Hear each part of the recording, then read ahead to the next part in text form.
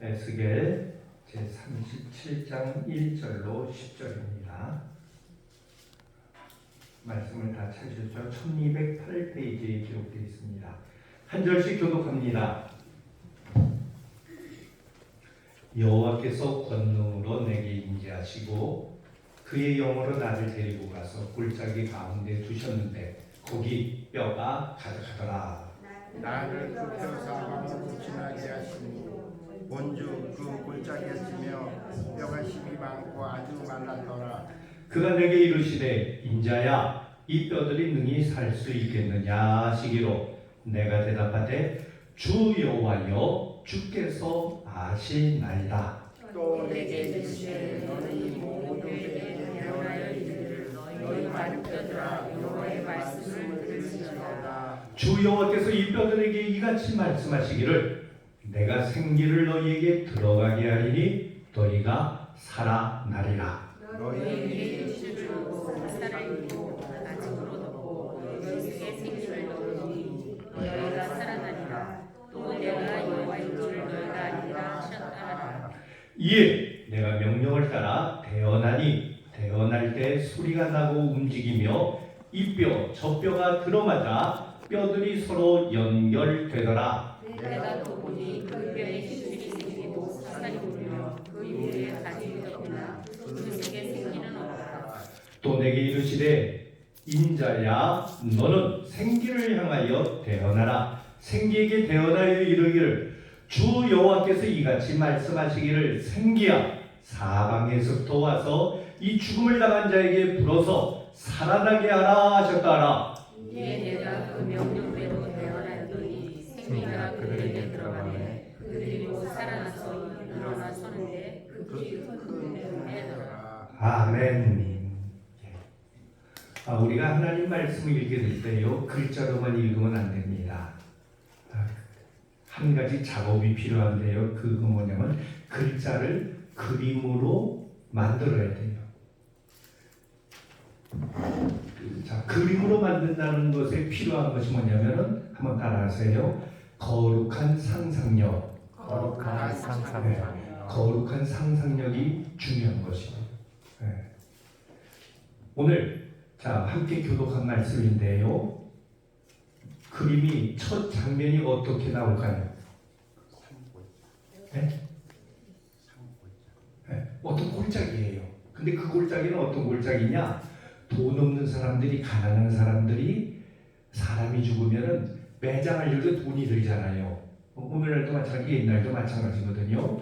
뭐 옷을 갈아입혀야 되지, 땅이 필요하지, 인부도 사야 되지. 그러니까 돈이 없으니까 그 시신을 어떻게 하는 겁니까? 그냥 들것에다가 갖다가 골짜기에다가 휙 던져버리는 거예요. 네. 그래서 이게 한두 사람 이야기니까 시간이 지나면서 그게 뭐가 되는 거예요? 그냥 노천 공동묘지가 되어버리는 거예요. 근데 이쪽 그 중동 지역은 어떤 지역인가 하면 비가 참 잘 안 오는 곳이에요. 겨울철 돼야 우기가 되면서 조금 비가 오는 거예요. 우리나라랑은 전혀 다릅니다. 그러니까 그 시신이 그러니까 뜨거운 때앗볕에서 어떻게 돼요? 부패되고 삭게 되고 이런 거예요. 이걸 우리가 한번 상상해 보세요. 한번 그림 떠올려 보셨어요? 어떤 느낌이 드세요? 우리 김영자 목사님. 네. 끔찍해요. 그걸 보게 될 때 기분이 좋을까요? 보기만 해도 몸살이 쳐져요. 또 보고 싶으세요? 다시는 보고 싶지 않으세요? 네. 꿈에도 나올까? 참 염려가 되는 거죠. 보기 싫은 거예요. 그것을 한마디로 표현한다면 뭐라고 표현할까요? 그 모습을 해골골짜기. 또 그 느낌은 그 해골골짜기는 그 현상 상황을 말한다면 느낌은요 상막, 또 으스스하다, 그리고 소망 없다, 절망. 그렇죠. 네, 그런 상황이에요. 그런데 오늘 에스겔 37장에서 어떤 이야기가 나오니까 그 으스스하고 상막하고 소망이 끊어진 참 절망의 그 자리 속에 하나님의 말씀이 함께하게 될 때, 그 말씀을 오늘 에스겔 37장에는 뭐라고 표현합니까? 하나님의 생기, 바람이 불어요. 네. 어떤 바람이에요? 봄바람, 따뜻한 바람이 아니라 생명, 살리는 바람이 불어요. 그러면서 어떤 일이 이루어집니까? 네. 그 흩어지는 뼈들이 맞춰져요. 그 사람 모양을 이루어요. 수많은 뼈들이요. 그리고 그걸로 끝납니까? 그래봤자 뼈다귀밖에 안 되는 거잖아요. 거기에 힘줄이 생기고 살이 펴져요. 자, 그래도 아직도 뭐예요? 그래봤자 사람의 형상을 가졌지만은 그건 뭐예요? 시체잖아요. 시체, 시신이잖아요. 거기에 소망이 있습니까? 없어요. 그걸 보게 될 때 오히려 더 답답할 수도 있어요. 그런데 놀랍게도 어떤 일이 있습니까? 그 코에 생기가 들어갑니다. 그러면서 죽었던 시신들이 시체가 일어서요. 좀비가 아니에요. 좀비는 끔찍하고 그건 죽은 시체들이에요. 뭐 우리나라나 전 세계나 좀비가 영화가 그게 막 굉장히 유행한다고 한때죠. 지금은 또 뭐가 유행할지 모르지만은 그게 아니라 살아있는 생명체가 돼요. 흐느적거리는 좀비가 아니라 살아있는 생명체가 되는데, 살아있는 것만이 아니라 오늘 말씀에 마지막에 뭐라고 되어 있죠? 10절에 뭘 이루었다고요? 네, 큰 군대가 되었다는 거예요. 네. 우리 남자분들은 군대 갔다 오셨기 때문에 경험이 있지만은 군인이 되면은 멍해서 얼빠져 있으면 안 돼요. 눈이 살아 있어야 돼요. 특수부대 같은 데는 눈에 생기를 더 지나쳐서 도끼가 있어요. 적을 쳐부수겠다는 그러한 강한 의지가 있는 거예요. 그게 군대예요. 어떻게 해서 이런 일이 이루어졌습니까? 네? 어떻게 해서요? 처음에 봤을 때 그 골짜기는 충배 골짜기 노천 공동묘지예요. 그곳에는 소망은 없어요. 희망이 없어요. 보면은 끔찍해요. 아이고, 이런 곳이 있다니 한숨밖에 나오지 않아요. 그런데 지금 군대를 볼 때는 어때요? 어떤 마음이 들어요? 뭔가 어마어마한 일들이 이루어질 것 같아요. 그렇죠? 그 앞에서 가로막는 모든 장애물들은 그 군대가 어떻게 해요? 쳐부수고 앞으로 돌격 앞으로가 될 것 같아요. 자, 그런데 이렇게 바뀌게 되는 모든 일들 속에는 무엇이 있었기 때문입니까? 하나님의 말씀이, 하나님의 생기가 그곳에 함께했기 때문이라고. 네. 여기서 아멘 해야 돼요. 아멘. 자, 이 이야기를 오늘 우리의 모습을 한번 보세요. 나의 모습을 보세요. 내가 내 모습 보게 될 때 썩 괜찮습니까? 그렇지 않으면은 꺾어진 석양을 향해 나가는 힘없고 참 축 늘어진 그런 모습일까요? 이것은 나이만이 아닙니다. 우리의 생각, 우리의 삶, 우리의 발걸음, 우리가 생각하는 모든 것들이 희망찬 내일을 바라기보다는 아이고 이거 어떻게 살까 하는 답답함, 안타까움이 있어요. 세상의 소리는 어떻습니까? 희망차지 못해요. 한국이 급속도로 경제 부흥을 이루었다지만 그거는 옛날 이야기가 되어버렸어요. 지금은 어떻습니까? 지금은 언제 어떻게 밑으로 떨어질지 모른다는 소리들이 우리 안에서 밖에서 계속 커집니다. 인구를 연구하는 학자들은 우리나라 사람보다 오히려 외국 사람들이 우리나라를 더 걱정한대요. 왜냐면 애들을 안 낳으니까 세계에서 인구 감소율이 제일 빠른 나라가 우리나라래요. 그래서 이렇게 가면은 세계 역사상 160일 거의 200개 가까운 나라들 중에서 제일 빨리 1등이 된다는 거예요. 무슨 1등? 국가가 사라져버리는, 민족이 사라져버리는 일에 아주 선두주자가 된다는 이야기들이 요즘 너무나 많이 나와요. 너무 많이 나와요. 이런 이야기들 듣게 될 때 우리는 답답합니다. 우리야 그냥 살아왔으니까, 우리 김 권사님 앞으로 몇 년 더 사시기를 바라세요.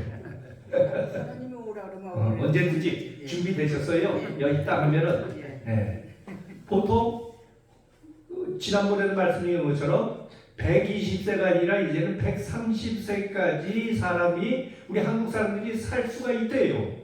이거를 보호목계라든지 경제 분야들 여기서 다 그렇게 예상하고 모든 시스템들을 만들어가고 있대요. 그러나 130년 동안 살 수 있을지 몰라도 제대로 그 사람답게 사는 것인가, 그게 걱정이 돼요, 솔직하게. 그런데 그런 답답하고 안타깝고 어두운 우리의 발걸음 속에 오늘 에스겔 37장의 말씀은 우리에게 참된 소망을 어디에 두어야 하는가 하는 것을 이야기하고 있는 거예요. 오래 사는 게 목적이 아닙니다. 천년 사람은 뭐예요? 이 땅의 삶은 그냥 사라져버리는 것이에요. 진짜 영원한 영생 하나님 나라의 삶을 꿈꾸며 그 나라를 준비하는, 그것도 그냥 억지로가 아니라 힘있게 오늘 말씀에 있는 것처럼 영적 군대가 되어서 우리가 가는 곳마다 세상의 군대는 참혹해요. 얼마나 비참한지 몰라요. 지금 이스라엘과 하마스 전쟁이, 하마스가 전부 지하로 숨었대요. 그랬더니 인터넷에 보니까요, 이스라엘에서 새로운 무기를 하는데 그게 뭐냐면 무기를, 그러니까 뭐 폭발물을 터뜨리면은 이게 그러니까 거품처럼 확 퍼져나가면서 전부 막아버린대요. 끔찍해요. 그러면 순간에 밑에 숨어 있다고 안심하지 못하게 완전히 봉쇄버리고, 그래서 거품이 확 일어나면서 하는 것처럼 모든 지하에 있는 것들을 막아버리면은 공기도 안 통하고 음식물도 전달될 수 없고, 그럼 그냥 말라 죽는 거예요.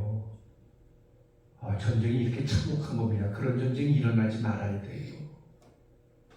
세상의 군대는 무찌르고 부수고 깨트리기 위해서 존재하는 겁니다. 그러나 하나님 나라의 영적 군대는 파괴가 목적이 아니에요. 새 역사를 이뤄가는, 새 생명을 이뤄가는 살리는 역사에 사용되는 군대가 되는 것이에요. 그것이 바로 에스겔 37장에서 보여주는 하나님의 계시요 약속입니다. 이 일에 우리 믿는 자들이 함께 그 역사에 동역하고 동참할 수 있는 그러한 소망을 가져야 됩니다. 그렇기 때문에요, 우리가 지난 시간에 우리가 지난주에 이스라엘의 마지막 시대를 예레미야서 말씀을 통해서 중심으로 살펴봤습니다. 그리고 나라는 망했어요. 그 나라가 망한 다음의 시대를 우리는 뭐라고 얘기하냐면, 같이 따라해볼까요? 포로 시대. 네. 이 포로 시대의 이야기가 바로 다니엘서와 에스겔서를 중심으로 해서 나오고 있어요. 그래서 다니엘서와 에스겔서는 예언서이면서 동시에 역사적인 의미가 들어있는 글입니다. 자, 우리가 그동안 이 어성경은 역사적인 순서대로 성경을 한번 보자는 거잖아요. 역사의 중심 흐름은 어떻게 됩니까? 창출, 민수, 삿삼왕. 세상을 창조한 하나님께서는 이 세상이 하나님 나라가 되기 위해서 한 사람을 부르세요. 그 사람이 누구냐? 믿음의 조상인 아브라함이었어요. 그 한 사람을 통해서 가정이 생기고, 가정이 가문이 되고, 가문이 지파가 되고, 그리고 마침내 그들을 통해서 민족이 되어서 나라를 세우는 이야기, 그것이 바로 창세기 이후에 출애굽기, 민수기, 그리고 여호수아서까지입니다. 가나안 땅으로 들어가는 거예요. 그러나 들어갔지만은 성공했나요? 실패했나요? 실패했어요. 하나님의 말씀대로 살아가야 되는데 하나님의 백성들인 이스라엘은 그만 세상과 짝이 돼가지고 세상에 타협하면서 주저앉았습니다. 그 이야기가 뭐예요? 사사기 말씀입니다. 우리 하나님은 그런 상황 속에서 포기하셨나요? 포기하지 않으십니다. 다시 그들을 일으켜 세워주시기 위해서 역사하신 이야기가 사무엘서 말씀이에요. 그리고 그 사무엘서 말씀을 통해서 하나님께서 한 모델을 붙잡으시죠. 그게 누구죠? 다윗입니다. 그래서 다윗을 통해서 다윗 후대의 사람들은 모두가 다윗을 본받아요. 모델이라는 게 뭐예요? 뭔가 보여주고 그리고 제시해주고 닮아가라는 뜻이잖아요. 그래서 보여주면서 야 다윗처럼만 해. 그러면 내가 다윗에게 약속한 다윗에게 허락한 그 놀라운 복을 너희에게도 똑같이 주겠다고 얘기합니다. 자, 그런데 어떻게 됐습니까? 모델을 보여주었음에도 불구하고 사람들은 모델을 따라가지 않아요. 하나님이 주신 모델을 따르지 않고 인간 스스로 모델을 만들어갑니다. 그것이 바로 왕국시대의 이야기입니다.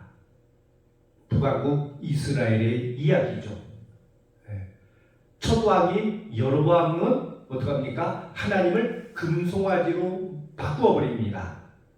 그리고 아합에 와서는 아예 하나님을 없애버리고 그 자리에 바알, 아세라, 우상을 세워나가요. 인간이 만든 모델을 따라갔더니 결과는 뭐였습니까? 멸망이었어요. 북이스라엘은 아수르에서 망하게 되죠. 근데 남유다 왕국은 그러면 괜찮았느냐? 북이스라엘보다 상대적으로는 좀 나았을지 몰라도 그들은 자꾸 뭘 보여요? 하나님을 보기보다는 눈에 보여지는 세상을 바라봅니다. 북이스라엘을 바라보고 그것 따라가려고 해요. 망하는 것을 보면서도 깨닫지 못하고 그 망하는 길에 같이 동참해 갑니다. 그래서 결국 남유다 왕국도 바벨론에 의해서 망해버립니다. 이게 이스라엘의 역사예요. 자, 근데 여기서 우리가 알아야 될 것이 있습니다. 자, 그러면 이 모든 것들이 하나님의 실패였느냐? 실패로만 생각하면 되는가? 근데 그게 아니라는 것이죠. 하나님에게는 실패가 없다는 거예요. 인간에게는 실패가 있다 할지라도 하나님은 실패하지 않으십니다. 실패란 뭐예요? 더 이상 바뀌는 것이 없는 거예요. 끝이에요. 근데 우리 하나님은 우리 인간의 실패를 통해서 하나님의 새 역사를 이루어 가신다는 거예요. 그것이 바로 포로 시대의 이야기입니다. 그동안은 예루살렘 중심의 이야기였다면 포로 시대가 되면서 예루살렘과 바벨론의 이야기가 진행되어 나가는 것이죠.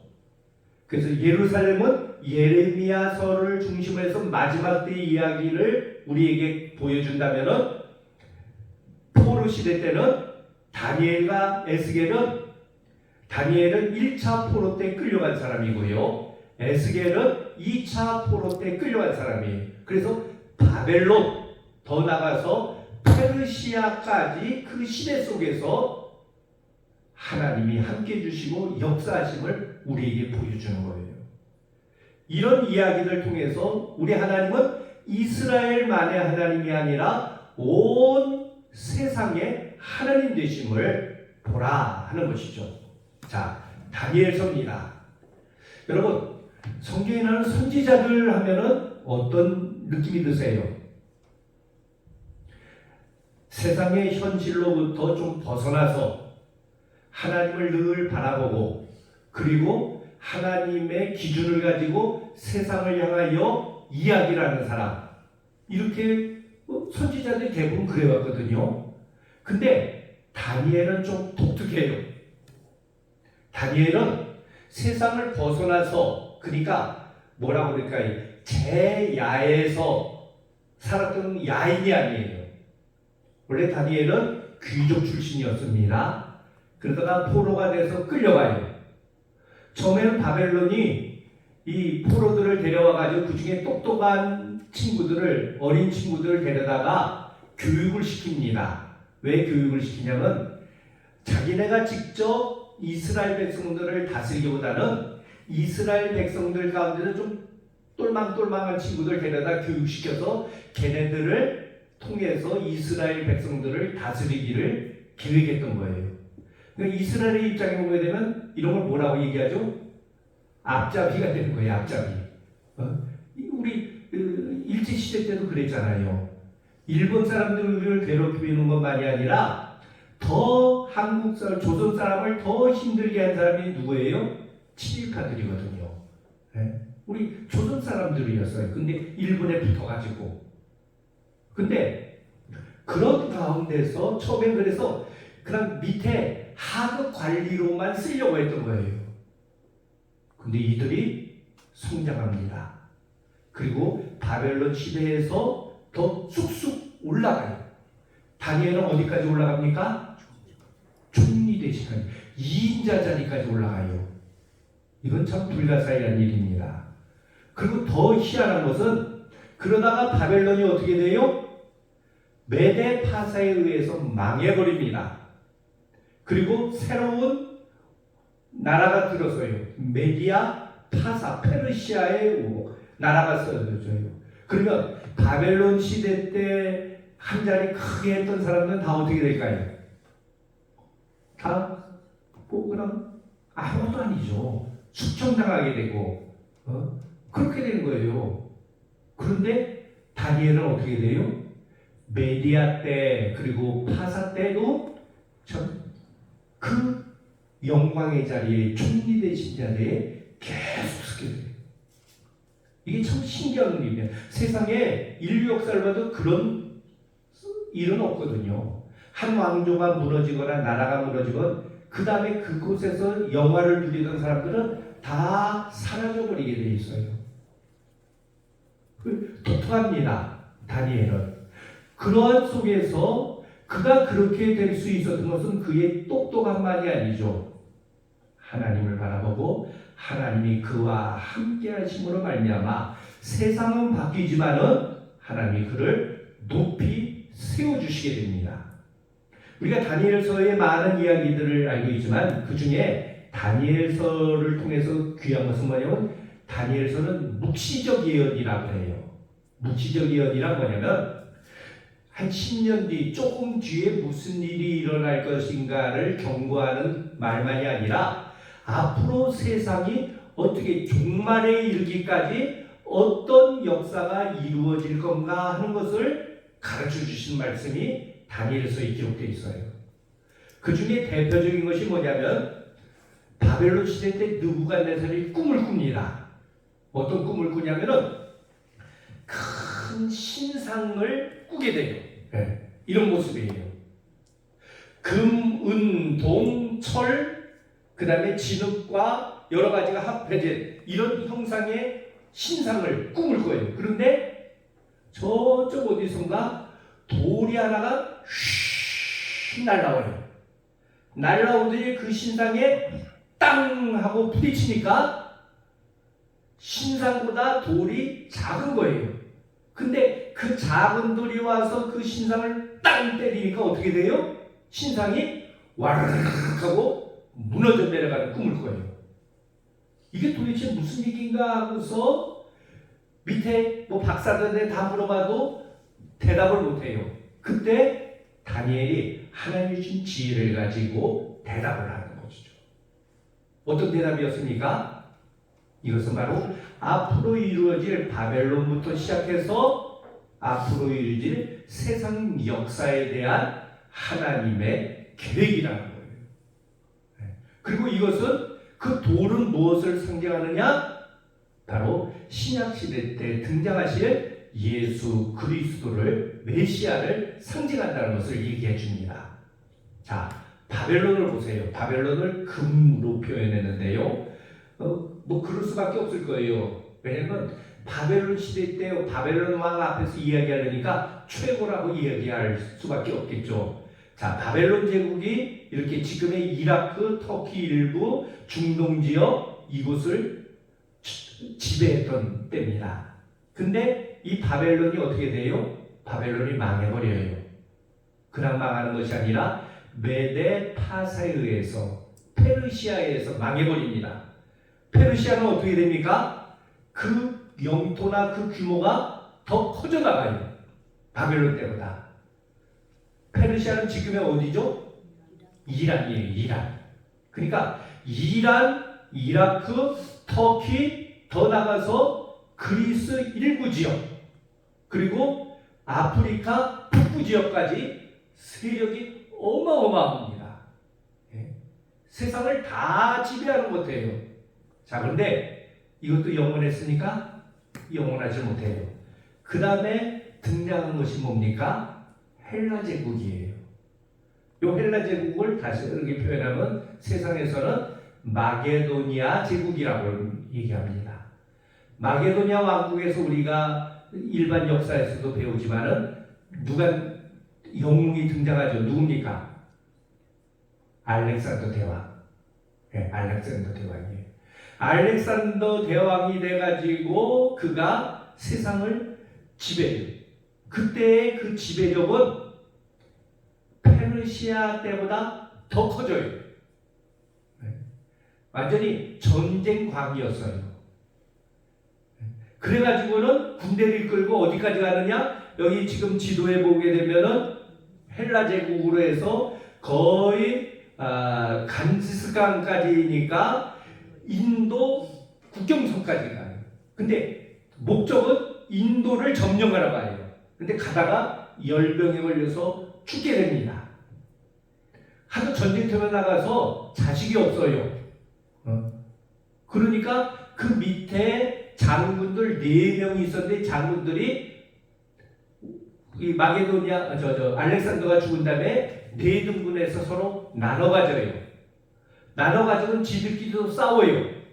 싸워가지고는 그 다음에 2개가 4 중에서 2는 패하게 되고 2이 이제 세력을 잡습니다. 그것이 뭐냐? 이 핑크색으로 되는 빨간색으로 되는 거가 셀레우코스 왕조. 이게 저 바벨론 지역과 페르시아 지역까지 차지해요. 근데 중동 지역과 이집트 지역을 차지하는 것이 누구냐면은 프톨레미 왕조예요. 그리고 이들이 가나안 땅을 지배합니다. 그러면서 성경에는 기록되어 있지 않지만 신구약 중간시대 때의 역사를 보게 되면 이때 막 유대인들을 핍박하고 하여간 여호와 신앙을 없애려고 그래요. 근데 이것도 얼마 못 가요. 그 다음에 누가 등장하느냐? 로마가 등장합니다. 로마가 등장해서 어떡합니까? 네. 북부 아프리카 지역과 그리고 유럽, 네. 동서 유럽들, 북쪽은 말고요. 그쪽 독일 이하 쪽에 그것을 전 세계를 지배해요.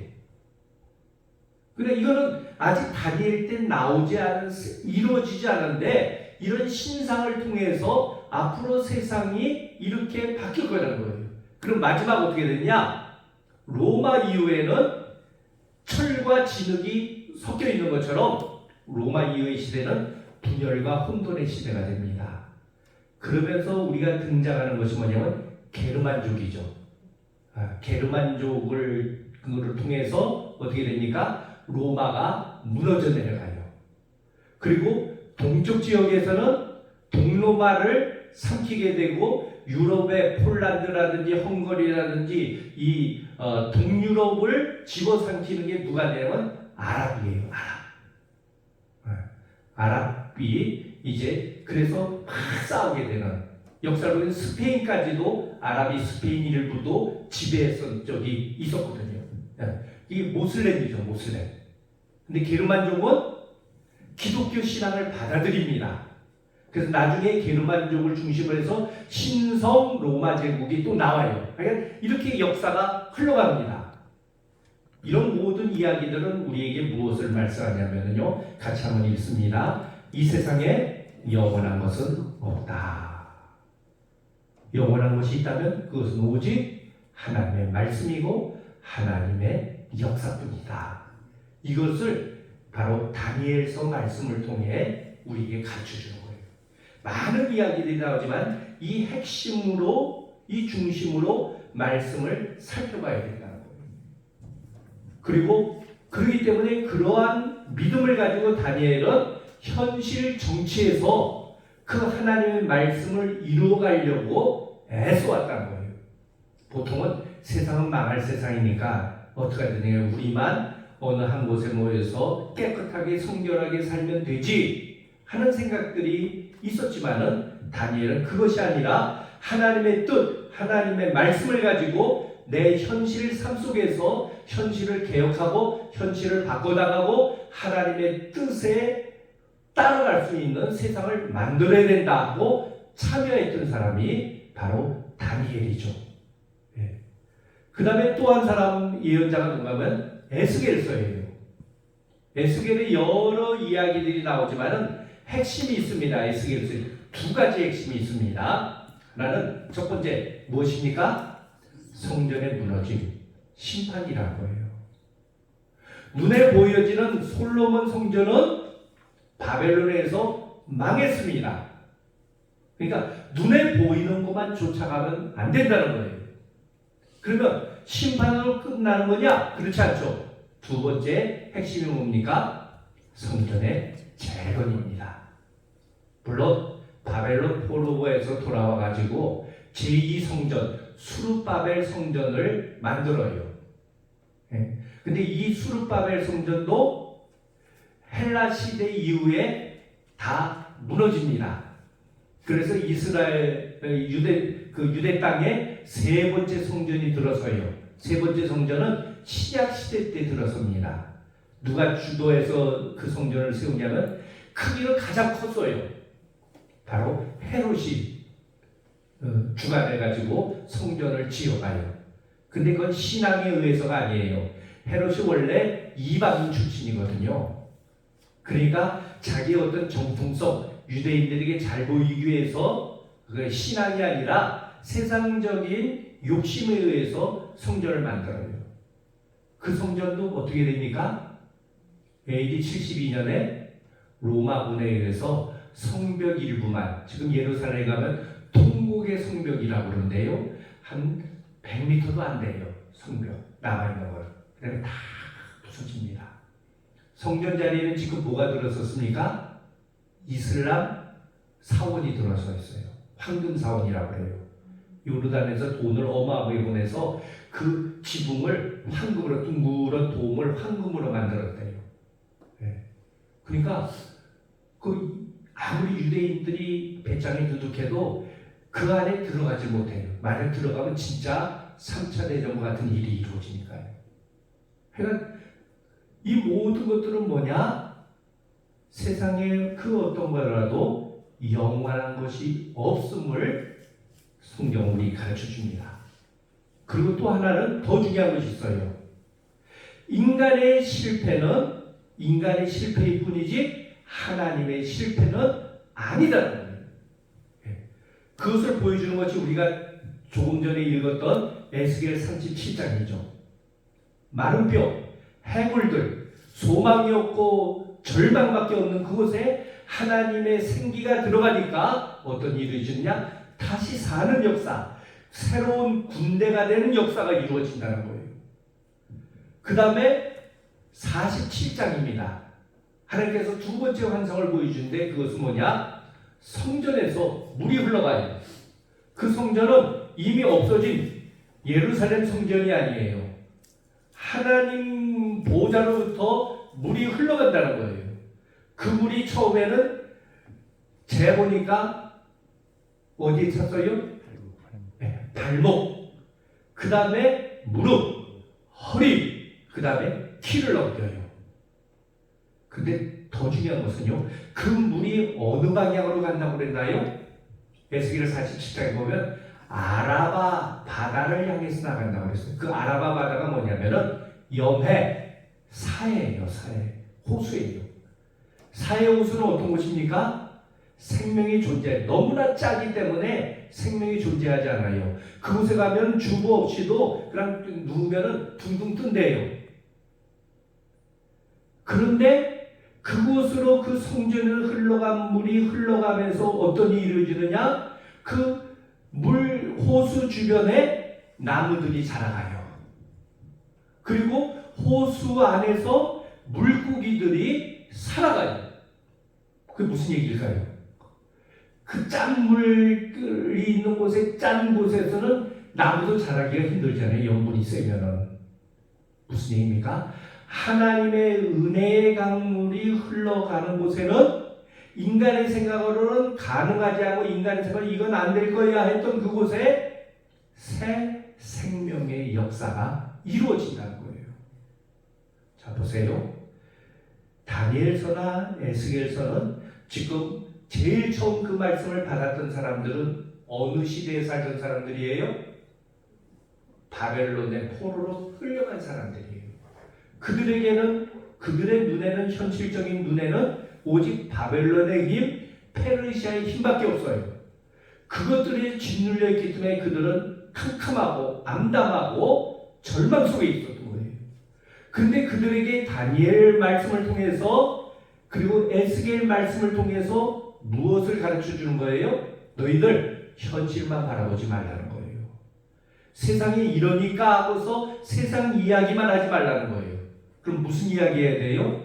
하나님의 약속의 말씀을 바라보고 그 약속의 말씀을 붙잡고 그것을 고백하라는 거예요. 여러분, 오늘 우리도 마찬가지입니다.